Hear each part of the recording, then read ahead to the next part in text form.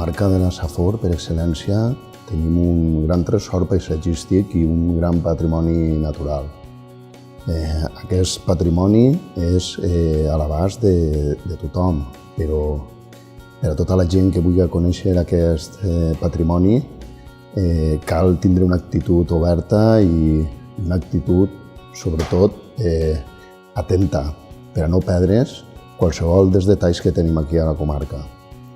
Existeix una xarxa de sendes que porten a tots aquests tresors i volem compartir-los amb tots vosaltres. Si voleu profunditzar en el coneixement del nostre entorn, no dubteu. Teniu una cita a nosaltres el 20 de març a les 7:30 en la Biblioteca de Gandia.